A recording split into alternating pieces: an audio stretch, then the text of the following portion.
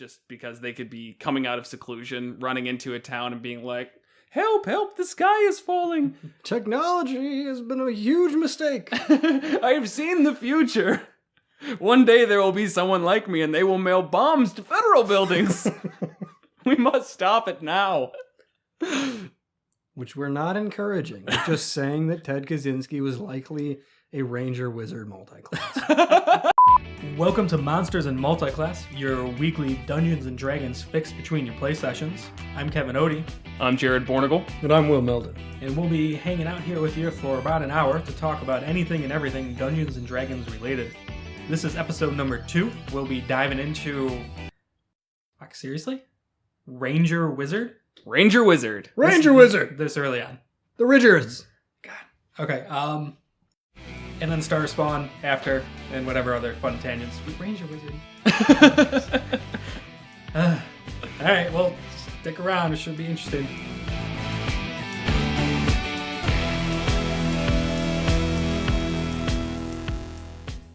All right, what you got, guys that studied?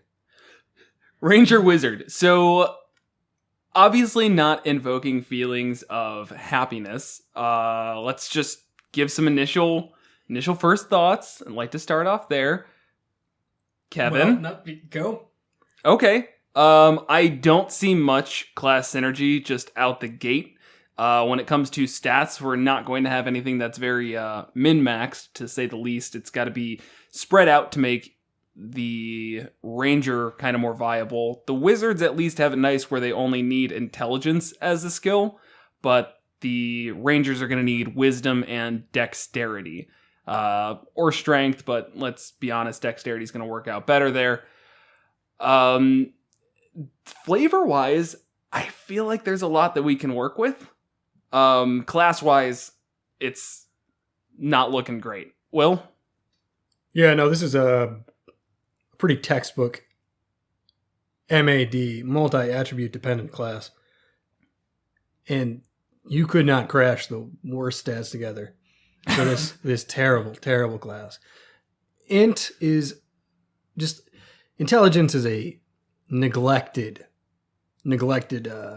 ability score in the entirety of 5th edition. They're slowly working towards it, I'll give it that, but it has always been your dump stat. Right. I've noticed both the Artificer Unearthed Arcana as well as the Psionics Unearthed Arcana rely on intelligence. Neither of those are official yet, and who knows when they will be. You're definitely right. Intelligence is rather neglected right now. Kevin, any initial thoughts besides just upset? I agree with how terrible the stats are to try and mush together, and we have to.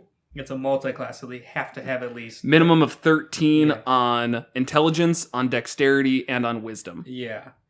So that kind of gives you a bit. Kind of playing around with it. We always do point by. I was thinking like you could do 14 in dex, 15 in intelligence, and 14 in wisdom, 12 in constitution, 8 in everything else. So you can still get a decent array. If you do like a high elf, you get +2 to dex, +1 to intelligence. The usual wizard is a gnome. Those actually work out pretty well. The usual wizard? Yeah. 90% of wizards are gnomes. They're the only ones that get +2 intelligence. Kevin, they did a study. 90% of wizards rolled end up being gnomes. And they all act the same, too. I'm a gnome wizard. Ha-ha, firebolt. We've never had a gnome wizard. I know. We're not the normal, Kevin. They did studies. They did multi-million-dollar studies at Wizards of the Coast to determine what kind of wizards were being produced. And that's what they concluded. We had a gnome artificer. Once. Very different. Very, well, I mean, they're both intelligence, so they're basically the same thing. Sure. Yeah, let's go with it. Yeah. All right, then, so... On the Ranger side, discussion worth having is if we use the revised Ranger for this. So we've mentioned previously, we generally, when it comes to multi-class discussions, avoid Unearthed Arcana, which is the unofficial, unpublished playtest material put out there by Wizards. And they make a pretty big point, say this is not balanced or tested for multi-classing. We just avoid it. The revised Ranger kind of has a special place, though. Personally, though, I still want to just avoid it. It makes it messy. Then we're talking about 2 versions of the same class as we try and mesh these things together, and it's going to keep coming up as we get more Ranger multi-classing, and it's still Unearthed Arcana. Yeah, I guess that's fair. When Wizards releases it, we'll kind of have to make that decision, though, as they said they're going to... You're shaking your head. Yeah, I'm pretty... All right, I don't want to... I need to be careful what I say. I don't want to say something like, oh, this dude here said this is how it's going to be, so this is how it's going to be. I could be mistaken, but I'm pretty sure they just trashed the whole idea. They decided, no, we're not going to have two versions of the same class. There's permanently that PDF out there. It's there if you want it, but that's it. The Ranger is Ranger officially. That's why they put so much effort into the Xanathar's Guide subclasses. You'll notice they add a lot more to the class than previous subclasses like the Beastmaster and the Hunter. I guess that is kind of a good point. The subclasses don't go well with the UA because it's revises the subclasses with the thought of it being an entirely new class. The main feature that I think was mentioned in the episode 1 is that the extra attack is stripped away from the revised Ranger and placed into a subclass feature, which would heavily change the Gloomstalker, Horizon Walker, I might be messing up these names, but the Xanathar's Guide to Everything subclasses that are added. With that in mind, I guess you're right, Kevin. Let's just stick to the Player's Handbook version, and if people are really, really needing us to talk about the UA, we'll dedicate some time to that. No one will ever need that. I know. That's... All right, so Player Handbook Ranger, the standard one, and then, of course, Xanathar's. Right. As well. I don't think there's any Sword Coast Adventure Guide Rangers, is there? Almost everything in Sword Coast Adventure Guide was re-released in Xanathar's, which is disappointing, but...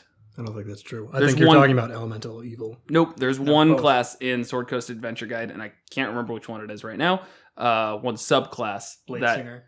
Which is... Wizard. Oh, really? Mm-hmm. Okay. That's not in here, though. No, that's the one that's in Sword Coast Adventure Guide and not in Xanathar's. But, and Way of the Long Death Monk. That was in Sword Coast Adventure, not in Xanathar's. But like the Inquisitive and the Mastermind. No, not the Inquisitive. The Mastermind Rogue is in Sword Coast and is in Xanathar's. And that actually might be it. Because then there's the Battle Rager Barbarian. Yeah, it added little things. So I don't remember loving any of the subclasses in the Sword Coast Adventure Guide. Swashbuckler's also in Xanathar's. Mm-hmm. So we tend to stray away from that just based off of our familiarity with it. But it's all fair game, mm-hmm. And as usual. It also limits if you're playing Adventure League, where as written it's Player Handbook plus one book. And if you choose Sword Coast Adventure Guide, that limits a lot of other things. Right. Especially spells. There's a lot of really cool spells in Xanathar's. Is that really how they play Adventure League? Yeah. What a bunch of weirdos. I don't know. I've never seen the specific draw of Adventure League, but not everybody can get a group together at a table, and you have to limit it in some way. A lot of people don't have friends. A lot of people don't have friends. That doesn't make them bad people. It just makes them reclusive. So Adventure League has to be balanced in some way. If you let everybody just take every book, then I think they're just worried about 3.5 power creep, and everybody should be worried about that. Mm-hmm. Fucking rando Smurfs just ruin everybody's fun time. Right. So if you can limit that to say it's just Player's Handbook plus one book, you take away a lot of those broken classes. And I feel like right now, though this is just a total guess, I'd assume most people are doing Player's Handbook and Xanathar's. Yeah, or Volos for the races. Right. That just doesn't... That makes it a little tricky. I don't even know, man.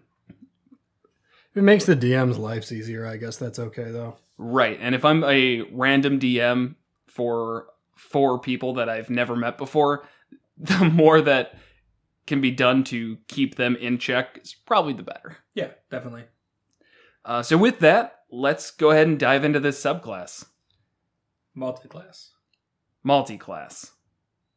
That have subclasses. Good save. So playing around with the two of them, they of course have no immediate synergy, but there was a RP idea that I actually was really liking. So, of course, Rangers are wilderness people, for the main thought of them.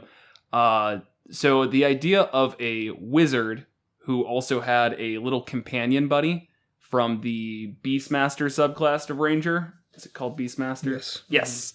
Along with Conjuration as the wizard would just allow them to more or less surround themselves with a continuous supply of wilderness friends.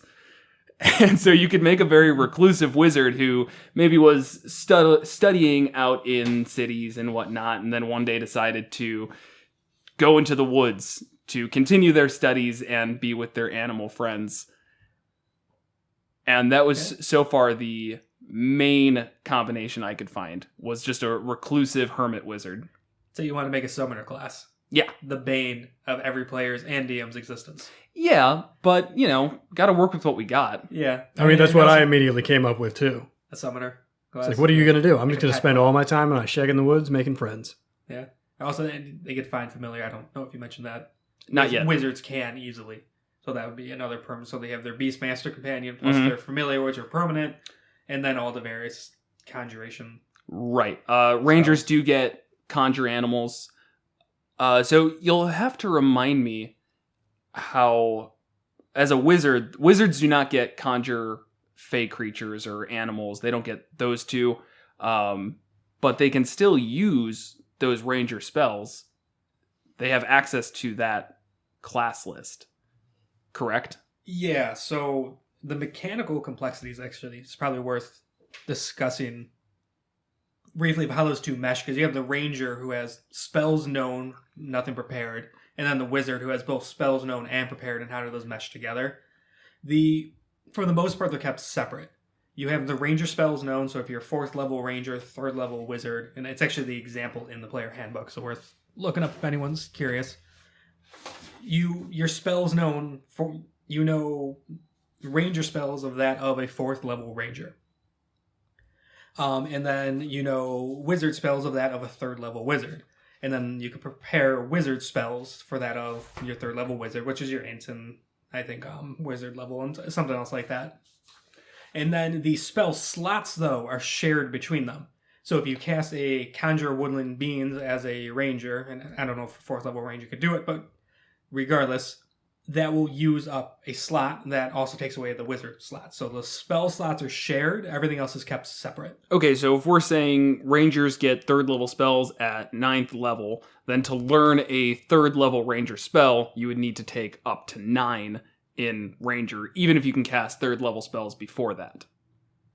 Right. So you could upcast. Right, which is its own thing, yeah. Yeah, so if you have access to 3rd level spells as a level 7 character of Ranger 4, Wizard 3, I don't think Rangers have access to 3rd level spells at that point. No. So you cannot learn any 3rd level Ranger spells, but you could cast a level 1 Ranger spell as a level 3 Ranger spell and get the benefits. Okay, well then this might really come to its best point as you get to that. It is level 9 that you get 3rd level spells as a Ranger, and I think Conjure Woodland Beings is a 3rd level. Maybe it's 2nd. But what is nice about the idea of them just being a recluse is that they can just switch back and forth. 4th. 4. Conjure Woodland Beings is 4. Ooh, it's level 4. 3rd level is Conjure Animals. Conjure Animals, then. That works. Yeah. But that's still 3rd level, which means 9th level as a Ranger. Just pretty high up there. But you do have the ability to switch back and forth between these subclasses. I don't see any reason why you couldn't from a role-playing perspective. If a wizard has come out and dedicated his life to being in the woods with his buds, his woodland buds, he can also dedicate his life to studying. Now, that does call up the question of the call to adventure, which every character, of course, needs. Might be a little bit tough. It really depends on your campaign. I can't think of a general reason. Can anything from you guys? I think it would need to be campaign specific. Yeah, because I could think like deforestation. Your home's being destroyed, so your called to action to stop that. So this is kind of going down the path that I was thinking of. Who, like in real life, kind of reflects this ranger wizard archetype. Okay. Theodore Kaczynski, aka the Unabomber. Elaborate, please. I'm not going to go into any political rants, but what I'm saying is we've got a mathematician who was so fed up with the modern world, he moved to a cabin in the woods to study and then mail people bombs. That last part, a little bit... Probably magic-y, not necessary. A little magic-y. He was making his own bombs. Oh, no, this is actually... I like this. No, he hates society. He hates modern society. And his call to adventure was they were deforesting the area around his cabin. That adventure was mailing bombs to universities and airports. But I'm just saying, there is some overlap there. Ted Kaczynski, the original Ranger Wizard. That's terrible. He was a relatively unsuccessful terrorist as well. So, that kind of explains the class synergy mix-up. Relatively, quote-unquote, worthless multi-class. But I don't see any reason why this would be a huge detriment. You're more or less just being a wizard and happen to have a couple other ranger features. Rangers get a lot of good flavor just right out the gate. With the natural explorer, they get a fighting style at second level, as well as from the multi-class, you get some armor abilities, proficiencies, so you don't need to use mage armor, which can be kind of nice, honestly. Mm-hmm. Really, your biggest block is just going to be stats, and it still isn't impossible. I understand it's mad, but you still can have at least 13 in all of these without any issues. You're not sacrificing much besides strength and charisma, which you shouldn't have either of those from this role-playing perspective. Right. You mentioned getting a couple ranger things. I actually have noted down that a 1-level dip in ranger, the player handbook ranger, is just about worthless. Why do you say that? You get 2 ribbon abilities. Favorite enemy and natural explorer, they have almost no, at level 1, they have almost no impact on combat. They're extremely situational. There's no way to change them. And then the proficiencies you get, like getting light and medium armor, you could get from multi-classing with just about any marshalling. A wizard multi-class with a fighter gets more of a 1-level dip than with a ranger. Right. I think we can all just agree right now this is not going to be the most optimized class for combat. Just out the gate. I think we could rephrase that as this is possibly the least optimized combination right out of the gate for combat. At lower levels, yes. Once you get to higher levels and you can start conjuring a whole bunch of creatures, you've got battlefield control and action economy control like crazy. Yes. Yeah, the more stuff you conjure, I mean, that's just other things taking hits. But the ranger doesn't give you more conjuration. It gives you more options, which are notably weaker than the wizard. You don't have to conjure woodland beings and take those ones. You can still do your regular conjuration things as a wizard. And then just happen to also have some nice flavor abilities from the ranger. That's honestly all you're going to get out of the ranger in this. And if you get that Beastmaster, then you've got a permanent companion. Like Find Familiar. Like Find Familiar, but... That's a little insulting to the ranger. The Beastmaster's companion, while useless, is slightly more effective in combat than a totally untrained raven. Right. Yeah, you can't use really anything. They have 10 health. Your raven probably has 2. Yeah. So I think the best play with this is focus on the ranger side and improve it and buff some areas with little dips into a wizard, where I think if you go high wizard and then start multiclassing into ranger, you're just diluting the wizard. You're not getting much. You need higher level ranger abilities for this to really start being beneficial. So one thing, and this is probably true of literally any class, multiclassing into a divination wizard is universally helpful, because at level, I think it's just level 2. Yeah, at level 2 you get Portent.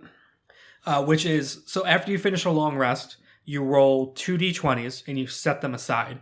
And then at any point throughout the day, when a creature you could see or yourself needs to make a roll, you could just replace that roll with one of your pre-rolled dice. universally helpful. We've used it all the time. We haven't had a divination wizard in a while, but when we have it, always got use. Oh, It was yeah. always incredibly helpful, and it has absolutely nothing to do with stats or your class, because the entire party could get it. You're going to go fight the big bad evil guy, big boss. You happen to roll this 20, give the 20 to a paladin, guaranteed crit, who can then smite the hell out of it. So this is where that's all great. Sorry to totally go off of that in a different direction. The revised Beastmaster would have been a lot better. I was just kind of looking it over there, and the regular Beastmaster in the player's handbook, you can't have them attack for free.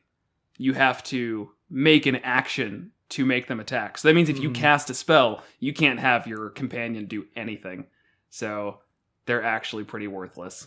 I think the exception is that if you attack, you can have your beast attack. But so, yeah, a spellcasting focused ranger is now totally SOL if they're a beastmaster Right. wizard. So to bring that back to your point, that makes it seem like focusing on the ranger side of things and also having some spells like Portent, or that's obviously not a spell, but a class feature like Portent really does kind of round out the ranger from its currently mediocre state. Right, and so if you're a ranger and you mainly focus on that, and then the few levels in wizard, then I would focus on utility spells and not damage spells. Right. Buffs, debuffs, and just out of combat utility. So it just kind of rounds out your options.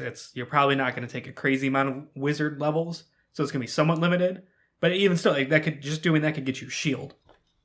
Right. Which is just great. So you could take 2 levels in wizard, you get the portent ability, you get shield, you get other good wizard spells. I'm drawing a complete blank. There's I know so many there's wizard so many, spells. yeah. And if you're not focusing on being a damage viable wizard, you have the world is your oyster with spells you normally wouldn't take. See, I could see going all the way up to 4th level in wizard, but that's mostly just for that ability score improvement. You're probably better off chasing that as a ranger. Can you do that? Well, I don't know. This obviously falls into the range of, are we playing to level 20? Which the answer is almost universally no. But, multi-classers, what's a family-friendly way of saying this? I'll just say it, wet dream. It doesn't happen. You don't get up to 20 in almost any campaign. So with that in mind, I'd say up to 4th, you get 3 second-level spell slots. Of course, it's going to be multi-class, so you're really just giving your ranger more spells compared to if you took a level in ranger. And then you can still get up to 16th level in the ranger and really get everything that you need. And we're not losing much. The ranger has always been derided for having the worst capstone abilities in the game. Yeah. Like, level 20 is a ball tap compared to all the rest of them, which is like, holy crap, now I'm incredible. Ranger is like, now you do your wisdom on 1 damage roll every third Tuesday in a month. Yeah. Yeah, you shouldn't have rolled a friggin' ranger, dude. Actually, what is the specific? Isn't it just you add Wisdom when you're fighting your favorite enemy? Nope. Just in you general? can add your wisdom modifier to an attack roll. Ooh, plain. Hold on. So what is it, Kevin? What is the Ranger Capstone? So at 20th level, you become an unparalleled hunter of your enemies. Once on each of your turns, you can add your wisdom modifier to the attack roll or the damage roll of an attack you make against one of your favorite enemies. Oh, it is favorite enemies. That's it. Wow. Attack or damage, folks. That is a +5 to 1 attack or the damage of said attack at level friggin' 20, but only towards your favorite. That is the worst capstone I've ever heard of in my life. Honestly, if I got to level 19, I would still probably dip into any other class just to avoid that. You're going to get more. Why didn't you dedicate yourself to being a ranger all the way to level 20? Because the thing I was going to get is actually insulting. It's literally all you get. You do not get any more spells. Level 19 is when you get your final spell slot. No proficiency bonus. No new spells known. That's it. Yep. It is an insult to anyone with the poor judgment to follow ranger all the way to level 20. What's feral senses do? You're looking at it right there. It's know. plain English, my friend. Well, I was asking so I didn't have to read it because, Read sitting and reading is kind of annoying. So you gain preternatural senses that help you fight creatures you can't see. When you attack a creature you can't see, your inability to see it doesn't impose disadvantage. Seriously, it's just invisible creatures. You can just attack invisible creatures. It is not just the capstone. The 18th level ability is also a humongous insult to the entire class. So give me a reason not to just go to 16. What's 19? 19's ability score improvement. All right, then chase that. Why? Why Why not? when I can just go to 4th level in Wizard and get more spells? More wizard spells. Yeah. Which are And gonna more suck spell slots. anyways. And more spell slots. Rangers are only half casters, whereas wizards are full casters. But you're also... So for every 2 levels I take in wizard, I'm gaining almost 4 spell-wise in ranger. It's not... You're not wrong, honestly. Yeah, you don't miss much from high ranger levels. No. There's not much there. The middle levels are, if you start, especially go to the Xanathar subclasses, you start getting some good stuff. I really like Gloomstalker. This was one of those classes, when I first got Xanathars, I read it and didn't really remember much, and then preparing for this, reread it. And I really like Gloomstalker. And then that could synergize well with a wizard of taking defense spells. Because a lot of Gloomstalker, when I'm reading this, it sounds like it's put you in melee, which could be inherently dangerous. So then you get stuff like Shield and Misty Step from the wizard and different things to get you out of. So are we trouble. talking going into Abjuration or still just keep that Divination? Keep You Divination. can still It's keep Divination, universally yeah. good. Anything else, you're not going to get much advantage out of it. Abjuration is pretty useful, and it scales Abjuration is regardless. a perfectly valid school of magic. If you're going to focus on having to use shield, then you're at least always getting those temporary hit points. And if you're in melee range a lot, then that at least keeps you a bit What are those more. temporary hit points? It's to start off pretty low, but if you cast a spell that's Abjuration at a high level, then it just keeps tapping them off. Which you'll never do. That's not true. As a multi-class ranger? If you use shield, we just Okay. said that. So you're using shield at, say, well, okay, it has to, I guess you can actually cast shield at higher levels if you just want to use that spell slot just to get the temporary hit points. It's probably not worth it. Right. There's better Abjuration spells you can cast. So but- the specifics at when you first cast it, it activates this ward of temporary hit points, which is your wizard level plus intelligence modifier. Okay. So not a lot. And then whenever you cast another abjuration spell, it'll recharge it. Right, it's twice the spell level plus your int modifier, I believe. Number of hit points, yep, twice the level of the spell, and that's it. Yep. Oh, just the spell, no modifier there? Yeah. But still, we're just talking about constantly keeping you tapped up. Yeah. The Portent is good twice a day. And I'm not saying it's not good. It's extremely good. But there are other ways you can take it. I'd rather have Portent than... But we're not talking about optimization. Well, I mean, no, even kinda, flavor-wise, it's- Portent's still better. Yeah, yes, because then you could play this ranger where, for whatever reason, maybe they came in contact with something, or some plot reason for the campaign that they need to figure out. They start getting glimpses of the future. They're getting plagued with visions, and that could be... Just dropped all of my papers. They're getting plagued with visions of the future, and you could insert plot devices into it this way. It could be the whole thing that kicks off an entire campaign even, and it gels perfectly with the Divination Wizard. That's like their one thing they use to help themselves out. But if you're an abjuration wizard, you're basically... There's no flavorful reason to be an abjuration wizard. It's like, what do you like to do? I like to Protect my cast wildlife friends. Shield. Nope, I protect my wildlife friends. With the spell shield. With the spell shield. And also with a bunch of other stuff. The abjuration spells are limited, to be honest. With the alarm feature.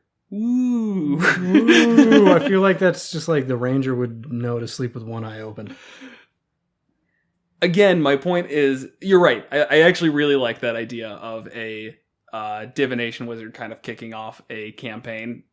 Just because they could be coming out of seclusion, running into a town and being like, help, help, the sky is falling. Technology has been a huge mistake. I've seen the future. One day there will be someone like me and they will mail bombs to federal buildings. We must stop it now. which we're not encouraging. We're just saying that Ted Kaczynski was likely a Ranger Wizard multi-class. Would that be an appropriate cold open? Yes. So far, that's the only one I got, so that might do it. Since we're on the topic of wizard subclasses, I want to go off on a little tangent and just give the transmutation school, the subclass specifically, a little love. Because we've never played one. This is another one. When I first got the player handbook, I probably read it, and I was new to 5e and didn't know what I was looking for and moved on and never looked at it again. To be fair, there's 8 wizard subclasses. Yeah. I believe it's hard to really catch them all in your head. Sorry, continue. So we have never played with one. I never see them mentioned. They're never talked about. They just seem to kind of exist, and I think they're really cool. The second level ability allows you to transmute and change things between different material types. So it's flavorful, it's neat. It has some situational uses. Then you got Transmuter Stone. So you could create a stone and hold it yourself or give it to somebody and pick between this whole host of different buffs. And you could also change it based on the situation. And so who's ever holding the stone, they could have dark vision out to 60 feet. Right now I'm DMing Out of the Abyss for these two and 2 others. And it's dark all the time there. One of the PCs is a human, and we're constantly fighting with vision and dark vision and needing light, which could attract more enemies. So this could completely solve that. You can increase speed by 10 feet. You get proficiency in constitution saving throws, which gives you proficiency in concentration saving throws. There's an entire feat dedicated to that, which is really cool. And then you get resistance to a particular damage type. So if you're going to go fight a dragon, give the tank a resistance to fire damage if you're fighting a red dragon or whatever. And you could change this based on the situation just by casting a transmutation spell. Oh, that's actually really nice. Being able to change it based every time you cast a spell. I could see that just flip-flopping between them pretty quick. Mm-hmm. But I don't know which ones I'd honestly switch between. It'd be more like, we started combat and I realized that the dark vision isn't super useful right now, so I'm going to give you extra speed. I mean, it's nice, or you just know that you're fighting an acid, cold, fire, lightning, or thunder damage type monster. I mean, it's mildly useful. Yeah, I'll it's say just that. Solid utility to add. And then later on, the shape changer, so you get polymorph. You don't have to Expend a spell slot. Yeah. You get a weak polymorph. Yeah, it's a weak polymorph, so you can go into a beast that's challenge rating 1 or lower. Yeah. Which, I mean, it's kind of nice. I feel like you might benefit more from multi-classing into Druid than going to 10th level on that, but that's its own conversation. Yeah, well, I'm just talking the transmutation subclass, regardless of multi-classing. So you kind of get a free, weaker polymorph. And then Master Transmuter, where you could kind of blow up that transmutation stone and get some really cool effects. So you could change one object into literally anything else. Of lesser or equal value. Yeah, so think of the utility there. You don't just carry around a solid 5-foot cube of gold. We can turn this into literally anything except a solid 5-foot cube of platinum. For a transmutation wizard, it would almost be worth it for them to get those smelted and seek them out. Yeah. And have a bag of 5-foot cube, Kevin. We did the math here. That weighs more than like a house. I was thinking 5-inch. No. Never mind. You're right. But then later, like Panacea. So you remove all curses, diseases, and poisons affecting a creature, and they regain all hit points. Ridiculous. Awesome. Okay. Good. Yeah. That's awesome. Restore life, you cast Raise Dead. Hell yeah. Perfect. Great. And then Restore Youth is not really going to be done in combat, but I feel like I've had 2 or 3 times in a campaign where somebody changed ages, but that's neither here nor there. yeah, so that last one's more flavor, but I'm not saying it's like the amazing, best class, optimized pick ever, but I think it's a really cool subclass that I never, ever hear talked about. So I was giving a little love. Well, I'm sure it appreciates it. Whoever wrote Transmutation is probably listening right now, and they're thinking, wow, somebody appreciates my subclass. So, one thing to remember, though, is a lot of these subclasses, because wizards get one for every school of magic, they do have kind of a basis in their spells available in that type. And transmutation is one of the particular ones that just does not have a lot going for it.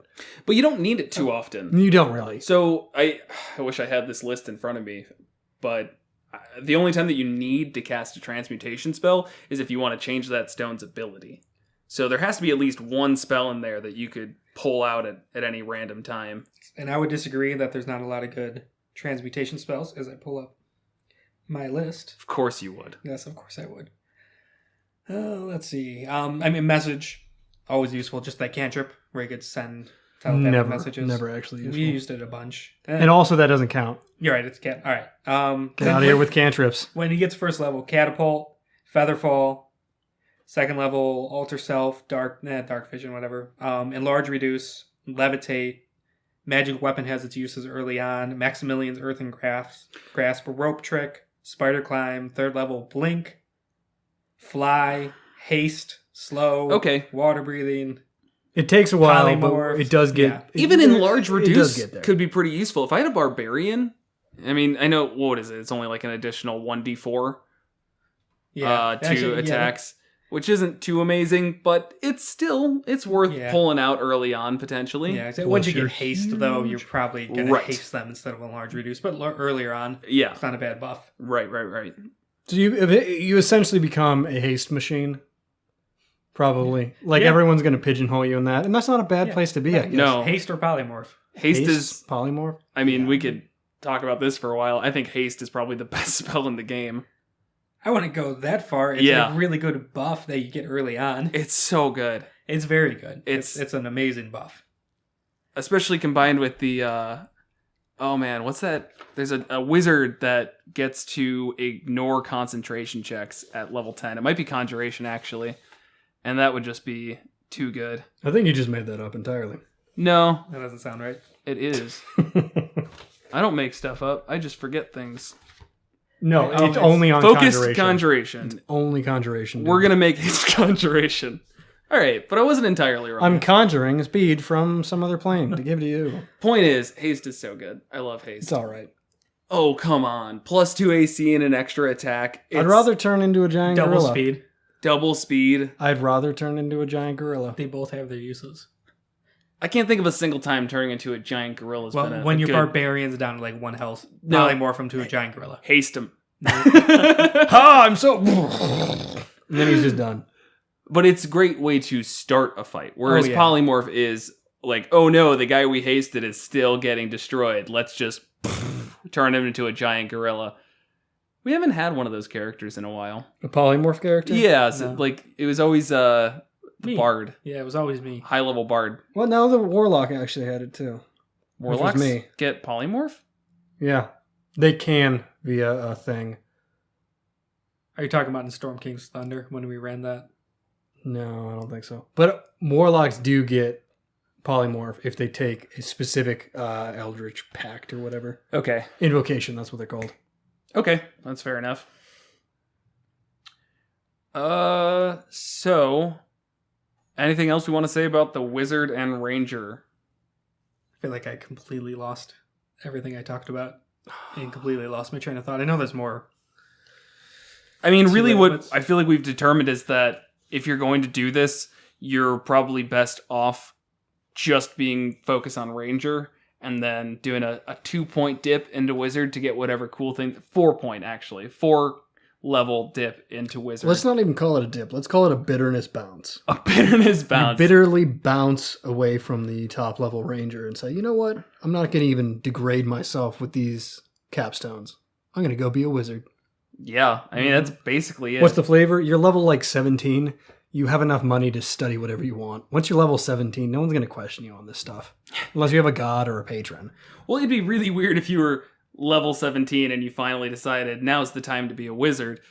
But that doesn't mean that you can't just kind of recognize that maybe the next ranger ability isn't going to get you too much. Like at 9th level when you don't actually get anything new and you don't really care about the next level of ranger spells. Well, just dip into wizard and take ranger later. There are a ton of people in their 60s currently attending college.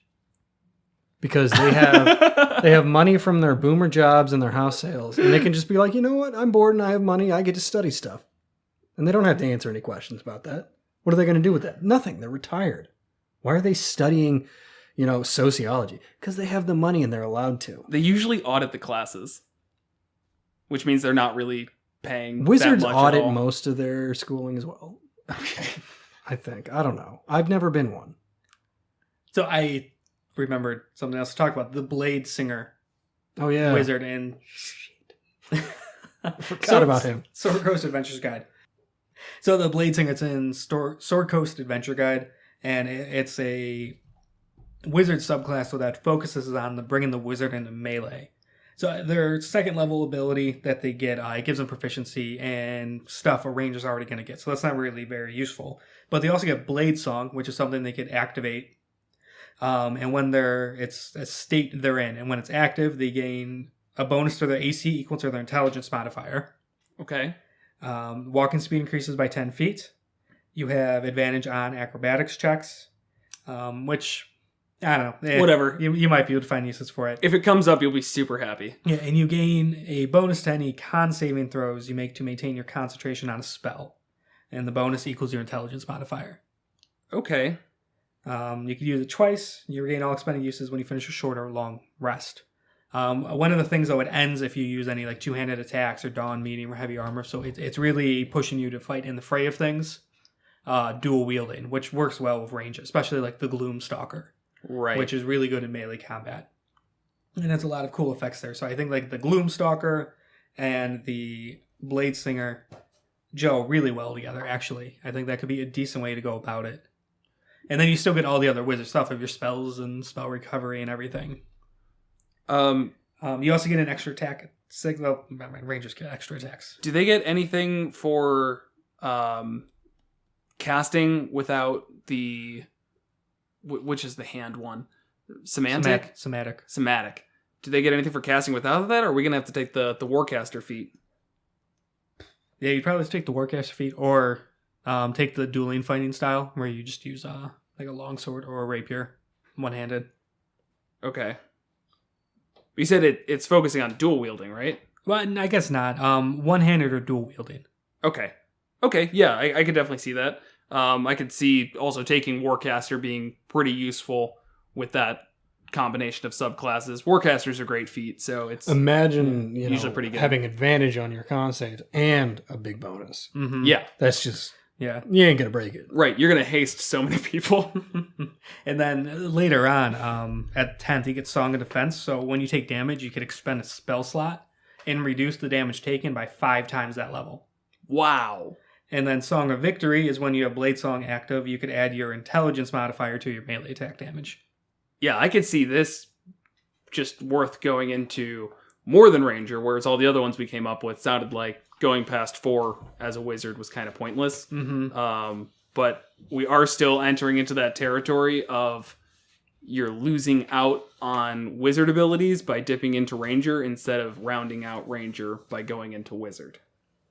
So tough call, but it's really up. I think that just at least allows you to make that choice instead of it being made for you. Yeah. Isn't that class or that subclass limited to elves? So it has that, and then What? it also, within the Sword Coast, this is in Sword Coast Adventure Guide, it talks about how this would generally be something for elves. Oh, okay.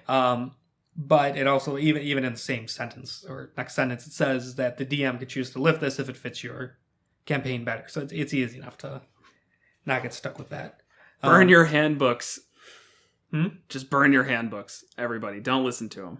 DM is God. So with this is almost one where like an equal thing, Ranger Wizard, instead of just like a quick dip. Yeah. And one of the other could actually work out really well. Especially then, again, like with the Gloomstalker. You get some decent spells. Let's see here.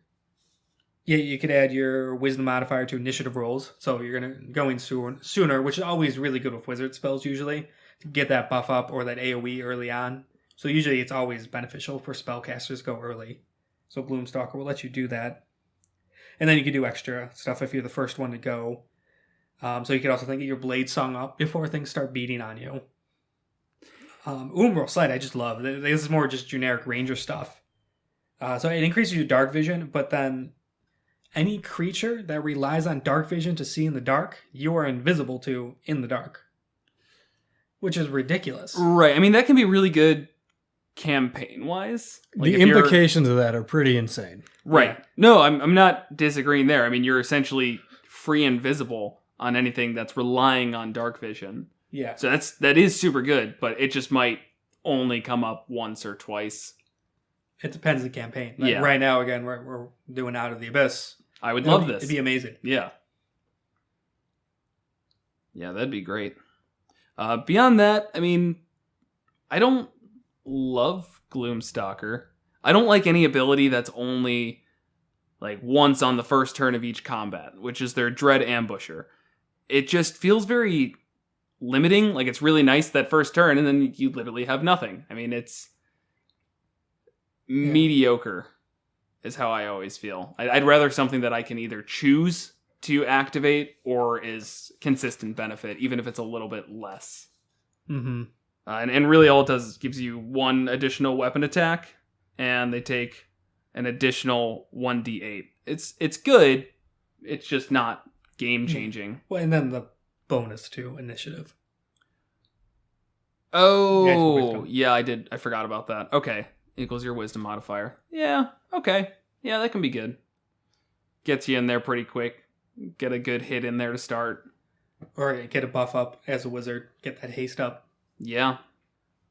Well, actually, I feel like on the first turn of your combat, you'd probably want to take that attack action, I guess, unless you really want to sacrifice that, seeing as it is the one time you get it. But a haste on your barbarian might be a little bit more worthwhile. Long term, they're going to be doing a little bit more than 1d8 damage if they hit. Right. Like, compared to the Gloomstalker wizard, where they have to hit in order to get it, and then if they don't, it's gone. Because it's not even on any attack, it's if that attack hits, meaning the additional weapon attack. Mm-hmm. So it's not like if one of them hits, you just get that additional d8. Pretty all over the place there. Yeah. All right. Well, I think that actually had a lot more discussion than either of you two were thinking. You seemed pretty bummed out about the Ranger Wizard, and I think it's probably going to be the best class in the game. I'll counter that with saying it's the absolute worst. No Rogue Barbarian. Rogue Barbarian. We could always get into the quadruple multi-class. If we get through all of the regular two-thing multi-class, we'll start looking into... Why the Rogue Warlock Barbarian Monk is the obvious choice in your next campaign. No, I think that one will just be, if we ever try to do that, like, screw mechanics, we're going to be having to walk circles around the role-playing reasons for that. Yeah, we'll cross that bridge when we get it. How'd your life get this screwed up to end up being 4 different classes? Well, I'm indecisive. With that, I think that concludes our multi-class section. Kevin, you've brought to us a fantastic monster that you want to talk about in our monster segment. So I'll let you have the floor here with the Star Spawns. Thanks, Jared. We'll cut this. That's fine. So the Starspawn are in Mordekainen's Tome of Foes. I didn't screw it up this time. 234. So this is actually really a 1, 2, 3, 4, 5 different monsters, but they're all connected. These would not be in isolation. And I think they're just a really amazing creation in here, and they're campaign builders. The Starspawn, you would generally build probably an entire campaign around these things of a Starspawn invasion. So their official lore has they're almost like the foot soldiers of Eldritch horrors, like kind of H.P. Lovecraft type stuff in far planes and realms. Officially within D&D, they call them Elder Evils. And they come to a planet often through a comet, or they're summoned here by a cult, and they're kind of laying the groundwork of trying to bring in these terrible abominations, destroy the world, kind of whatever they... Blah. Let me restart that. Not the entire thing. Yeah, so they're brought in by comets or summoned in and really could wreak a lot of havoc on the world. You have things ranging from challenge rating 1/4 up to challenge rating 16, and some good stuff in between. Mechanically, they're all really interesting to play, synergize with each other really well, and could set up some really cool combat encounters. And also then just flavor-wise, they're really pretty dark and grotesque and gruesome, and could really be impactful within a D&D campaign. Like I said, I would love to see a campaign where these star spawns show up on the world where the characters are, and the whole campaign kind of building up around them. Why is this star spawn invasion? Why are they here? Where are they coming from? How can we stop them? Really early on, get some taste of like the star spawn Larva Mage, which is a challenge rating 16 magic user. Has some really ridiculous abilities. And I think you do a lot of cool stuff. I don't know. What are you guys' thoughts? Yeah, no, definitely. I think what I like is the diversity between challenge ratings. You can start off with that star spawn Gru, just these villages are being attacked by these little minion things, whatever. And kind of build your way up to discovering more and more of these more challenging ones. Also, what I really like is the entire part after Starspawn Seer, mentions cults. So, of course, they can be brought in by cults. So you now have a lot of enemy variation in a campaign that revolves around these. You're fighting cults, you're fighting these Star Seers when they do, or Star Spawn Seers when they rear their ugly heads. And you've got some extremely interesting boss fights in here for even lower levels, like the Star Spawn Mangler is only challenge rating 5. It doesn't have too much variation, but it gives good capstones on a long-term campaign where you're starting off fighting these Star Spawn Grus, maybe some cultists, and then out of nowhere you see a much more intense enemy, and it kind of lends itself to that video game type ramp up where one day you're seeing this as it's like a boss, and later on it becomes almost like a minion because you're obviously much stronger and ramping up that difficulty. It's also the Star Spawn Hulk, which is challenge rating 10, can basically do that there. I believe the Star Spawn Seer is challenge rating 13, but that's supposed to be like the top boss, isn't it? Mm-hmm. Okay, so we've got a challenge rating 13, in quotes, boss here, and challenge rating 16. I don't even know how that fits in. Well, if you look at what the Starspawn Seer is capable of, his reaction switches him in place with another Starspawn. Right. So your options are, you can target him, but you're not going to hit him. Right. I'd say your final fight is going to be along the lines of a multiple enemy type deal here. You're fighting, as all good boss fights should be. You're fighting the Starspawn Seer, who this isn't going to end until you take him out. But you've also got the Larva Mage to deal with, and some Hulks and whatever else. I mean, you can really change it up depending on how high of a level you want this to go. I mean, with enough stuff, you could make this a up to 20 campaign. Definitely. The Starspawn Gru, the low-level grunts, the challenge rating 1/4, they're even with their abilities, they're useful for the Starspawn from level 1 to 20. They should always be around because they have Aura Madness, creatures within 20 feet of the Gru that aren't abjurations, and all Starspawn are abjurations. Aberrations, have disadvantage on saving throws and disadvantage on attack rolls against anything except for the Gru. Jeez. So even at level 20, having 4 of those around is still, you're going to be wasting turns having to kill those things. Do any of these call out more of those? No. Doesn't look like it. No, not that I saw. Okay, but you could make something happen there where, press a button, more of these guys come in and just cause problems. You're right, they're just something that should always be around at any level. I mean, it's just kind of expecting, even when you're fighting that challenge rating 5 one, the Starspawn Mangler, just having a couple of those Grus around, it just makes it, you gotta focus on those first. Yeah, and then the Mangler is a really cool ambush creature. It's flavored as being very low to the ground, thin, long legs. It's able to hide in areas that you would think nobody could hide in. I think it has advantage in shadow, like dim light or darkness. Yeah, it could take hide as a bonus action. First round of each Yeah. combat, it has advantage on attack rolls. Yeah, so Against- you got a good ambush creature there, which again can be universally beneficial all the way up. That flurry of claws is also pretty. 6 attacks. Yeah, that's Mhm. scary. Recharge on 4 to 6 too. So that's terrifying. So it's the Mangler makes 6 claw attacks against one target. Either before or after these attacks, it can move up to its speed as a bonus action without provoking opportunity attacks. Now, for challenge rating 5, its attacks aren't super crazy or anything, but 1d8 plus 4 6 times?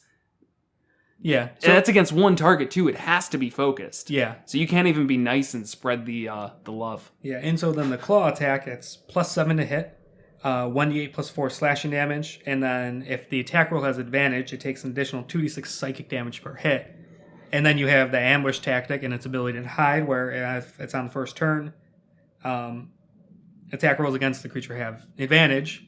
So that all synergizes really well. It has +7 to Yeah. stealth. It's hiding in dim light or shadow. It leaps out and does an ambush attack and a flurry of claws. And it gets 6 attacks at advantage, Jeez. each one doing 1d8 plus 2d6 plus 4. That is not just not an ambush I want to be a part of. No. And you could have, there's no, these are not like a unique thing to the Star Spawn. There's there's going to be probably a bunch of them. It even goes on to say like cultists could summon these things to hide them, to have them guard their headquarters and whatnot. One thing I would say, though, is these are not the kind of creatures that can be controlled in any way. Mm-hmm. So the cultists, any guarding that would be happening, the Star Spawn would be doing on their own. The cultists are always going to be the pawn. Definitely, yeah. Even that's actually part of the flavor of the seer, where they're initially brought in without any physical form, and they take over a cultist. And that's what the seer is. They transform their body, and pretty much any personality or anything of that original cultist is just completely lost, and they're just a vessel for the seer, which is terrible. Then you have the Star Spawn Hulk, challenge rating 10. These are kind of your big dumb brutes, but they have a ability called Psychic Mirror, where they're completely immune to psychic damage. And any psychic damage done on them is reflected outwards in any creature other than another Star Spawn within, maybe not. Oh yeah, any creature within 10 feet of the Hulk takes that psychic damage instead. And guess who does psychic damage?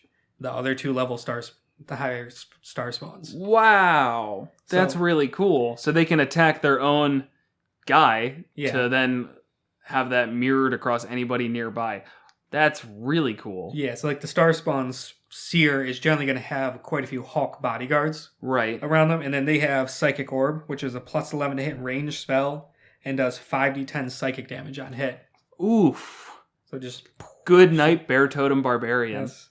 Oh yeah, the bane of your existence in Storm King's Thunder. Yes, they were. That was all my fault, though. Don't give a Bear Totem Barbarian a +3 sentient magic weapon. I take full responsibility for that.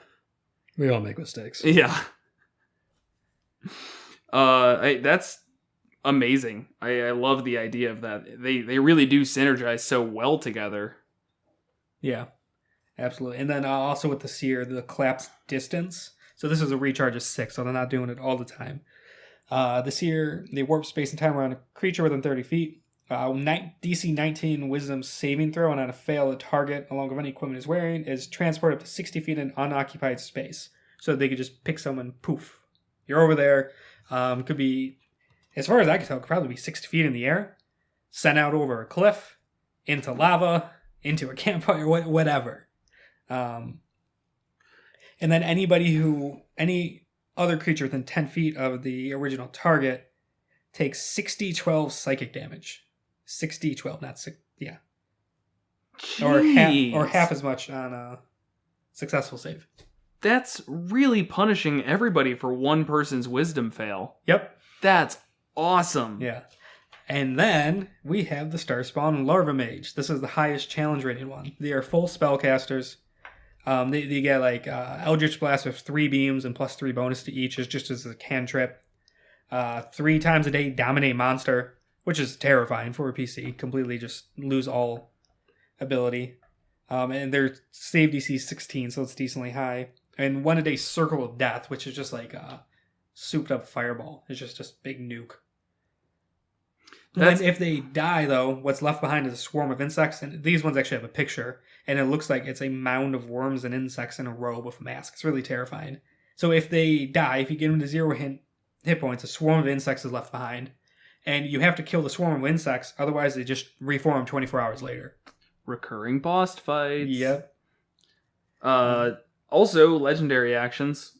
Always good. Their legendary actions are really interesting, though. Mm-hmm. I can't remember the last time I saw something like this. They have 3 legendary actions per turn, but none of them use 1. We've got 2 actions that cost 2 and 1 that costs 3. Right. So they really can only make 1 of these per turn. I actually don't see what they were trying to go for there. I think they probably phrased it like that with the 3 legendary actions and all that, just to keep it consistent with every other legendary action in there, and they just gave them buffed up stuff. Okay. Yeah, I guess so. It also might be a typo. It doesn't look like a typo, because it says feed costs 3 actions. It's just, a feed is definitely more powerful than the other 2. Mm-hmm. Cantrip, I could argue going to 1. I could argue it. That would suck. But their cantrip is Eldritch Blast. Oof. 3 beams of it. So it's 3d10 plus 9. Yeah, right? That's a lot. Yeah. And then their coolest thing, Plague of Worms, which is another recharge 6. These Starspawn like to have those recharge abilities. And if anyone's not familiar, when we say recharge 6, recharge 4 to 6, whatever, at the beginning of each of the turns you roll a d6. And so if it's a recharge 6 and you roll a 6, then you could use it again. 4 to 6, if you roll a 4, 5, or 6, you could use it again, just to clarify. So with the Plague of Worms, so each creature other than the Starspawn within 10 feet must succeed on a DC 19 dex save or take 5d8 necrotic damage and be blinded and restrained by masses of swarming worms. The affected creature takes another 5d8 necrotic damage at the start of each of the Larva Mage's turns. You can repeat at the beginning of your turn. And then they have a reaction, Feat of Weakness. So when a creature within 20 feet of the Larva Mage fails a saving throw, any saving throw. Oh, that doesn't synergize with it, but still cool. The Larva Mage gains 10 temporary hit points. Sorry, I was thinking of feat, a legendary action. So they could use all 3 legendary actions on a turn. Each creature restrained by the Larva Mage's Plague of Worms takes 3d8 necrotic damage, and the Larva Mage gains 6 temporary hit points. Yeah, I mean, with that 19 saving throw, that's scary. I mean, really, most characters are going to have some ability to get out of dex-based things, but it's just high. I mean, you're not going to get lucky on those ones. Yeah. Well, I guess you can get lucky. That's the point of luck, but that's scary. It is, yeah. And then back onto the campaign ideas. I like the idea of this would be a cool campaign to start very low, because again you have those lower challenge rating stuff, dealing with like spooky cultists and what's going on here as it grows and grows and grows because it's kind of world threatening thing. And a big part of it is discovering what the hell's a Starspawn. What are these terrible creatures? Why are they here? How can we use them? And then you can bring different factions into it and make it this kind of cool dynamic campaign where you have this one faction that just, we needed to wipe them out at all costs. Based on the lore, those are probably the right ones, but you wouldn't know that. And then you have another one where thinks, I bet we could use these to our advantage, and we need to try and manipulate them somehow. And then a third that thinks, maybe these are just lost creatures from another world, and they're lashing out because they're scared and just protecting themselves, and maybe they could be integrated in. No, they can't, but... Or, again, this being Dungeons & Dragons, you could just scrap all the pre-written lore, use the stat blocks and the ideas behind the monsters, and say, yeah, all right, these are not the foot soldiers of eldritch horrors and abominations. And they truly are aliens from another world who ended up here accidentally. Right. And then you have that whole kind of moral thing. It's like, all right, so maybe they're hurting people, but is it because they're scared? They don't know what they're doing. They don't know how to interact with us. And that could be kind of this whole big building campaign of how are these things approached. And they all only speak deep speech, which is obviously not a learnable language. Well, See, everything's a learnable language. everything's Try. learnable language, but I guess what I'm getting at is that would need to be, that could potentially be a quest, finding the cipher between deep speech, because you're trying to communicate with them and make that first contact, because as of right now, they're just blowing everybody up. That way you can finally get in front of them and say in their language, please stop blowing us up. And so, with the flavor and the, not even just the written flavor, but the intended flavor of these ancient eldritch evils, the idea behind these characters is that they really can't be understood by any kind of mortal on this realm. And they're quite unlike anything else. Even demons and devils do have a tie that binds them to even the mortal realm. They are related in their way. These guys are a lot like Yuntai, only they don't want to take over the world. They have no interest in the world at all. They're not from here. Their goals are so grand and beyond whatever you could have possibly imagined before. You can't really hash it out. So maybe you don't understand. Like, oh, maybe they are good guys. We just got to learn deep speech. And then you learn deep speech, and like talking to them drives you to madness because they are weird space worms.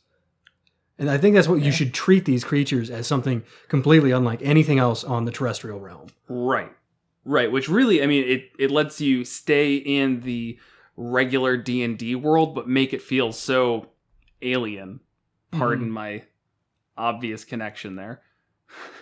They're aliens. Yeah, no, I think that's a given. Yeah. It's like saying it makes this wolf so bestial. Yeah. Pardon my obvious connection. The beasts. Yeah, no shit, they're aliens. It's fine. Yeah. To call them aliens. Yeah. I'm just saying it feels like a very, like you're just stepping outside of a normal campaign, just off of 4-5 monsters here. Yeah. It's awesome. Yeah, you can do so much with them. As you said, this would be a fantastic 1 through 20 campaign, let's just say. Yeah. Yeah, you can do so much with it. And if you fail it, you do get the Herald of Doom thing, and it's like, hey, there's an ancient evil god who's got some marginal interest in your world, and he's gonna just like eat the entire thing. It's like every time we play Eldritch Horror, the board game. Exactly. Let's not alienate our players, Kevin. Listeners. I'm pretty sure most D&D players are big board game fans as well. I hope not. Why? It's a terrible hobby to have. It's a hobby we have. It's a hobby that you force on all of us. I Oh, you love it. thoroughly enjoy board games, Yes. so I'm on board with that too. Monsters and board games. I'm on board with that. I got it. Yeah. Yeah. All right. We're over an hour. I think we need to stop there. Sounds good. Bye. Rogue Barbarian next time. Making it happen. It's good, I promise. Like, you were all excited about Ranger Wizard. I'm all excited about Rogue Barbarian. Oh, I hate this. Next time on Monsters and Multiclass. Join us next week as we discuss the Barbarian Rogue multiclass, as well as a monster brought to you by Kevin, Yawklaw.